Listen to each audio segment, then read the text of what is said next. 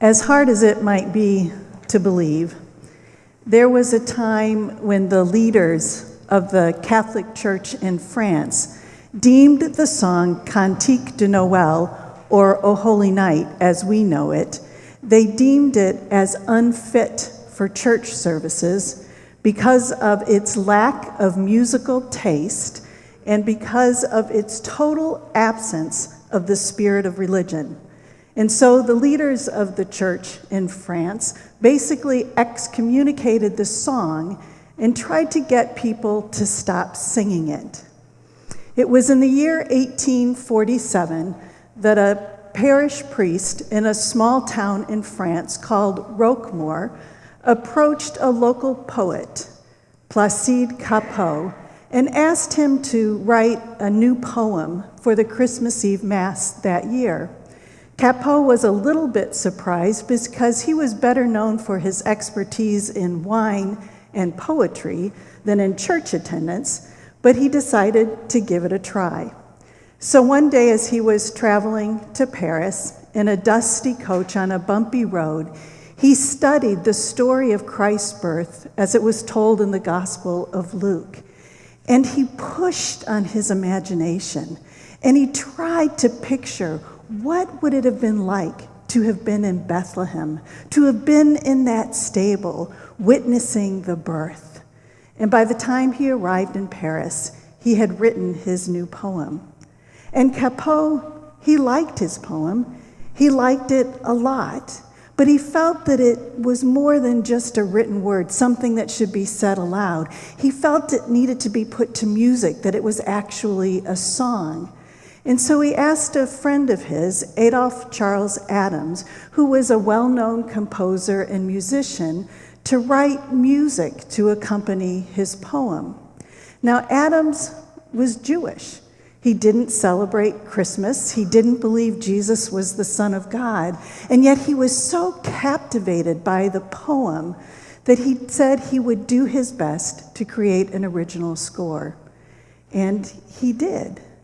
And it was so beautiful that it pleased both priest and poet, and within just 3 short weeks, the song was sung for the very first time in that small village of Roquemaure on Christmas Eve. The song, it grew in popularity very quickly. It was soon being sung far beyond that small French town. And yet a few years later, Cappeau announced publicly that he was a socialist, and the leaders of the French church discovered that Adams was not Christian, and so they decided they needed to silence the song. They banned it from being sung in church. But they could not stop people from singing it in their homes and in the streets. They could not silence the song. There was something about the wondrous story of Christ's birth and the beauty of the poem and the music together. It was just so powerful.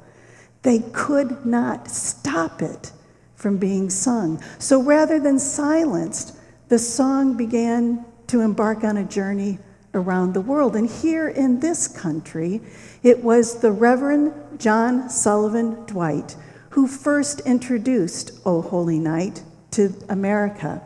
Now, Dwight was a graduate of Harvard Divinity School. He was a Unitarian minister, but what he was most known for was founding and publishing a musical journal called Dwight's Musical Journal, and he published it from 1852 to 1881. It was a well-respected journal, and in that journal he would publish pieces of music, and he would also evaluate different pieces of music.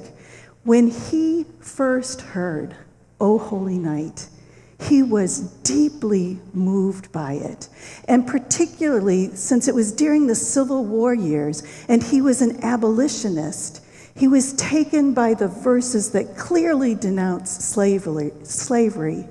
Truly, he taught us to love one another. His law is love, and his gospel is peace. Chains shall he break, for the slave is our brother, and in his name all oppression shall cease.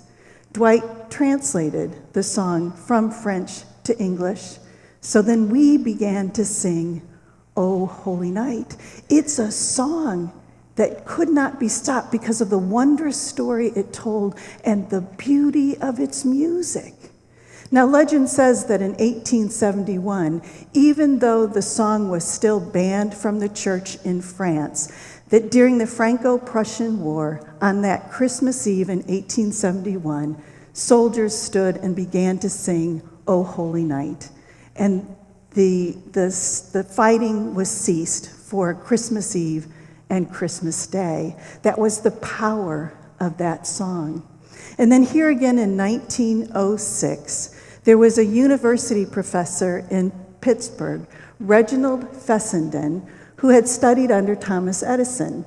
And he developed a new generator that he was pretty sure was going to allow the human voice to be broadcast across airwaves. So again on a Christmas Eve 1906, Fessenden read the story of Christ's birth according to the Gospel of Luke over airwaves. It was the first time the human voice was heard over the radio. So ship operators were stunned. Wireless operators and newspapers couldn't believe that they were hearing a human voice over the radio broadcast. But after he finished the story, Fessenden picked up his violin and he played O Holy Night, the first song ever to be broadcast across radio airwaves. It is a song that just could not be stopped because there's something about the wondrous story of Christ's birth and the beautiful music. Isaiah says we can rejoice and sing, and we get to hear this incredible song this morning sung by our men's choir. It just couldn't and can't be stopped.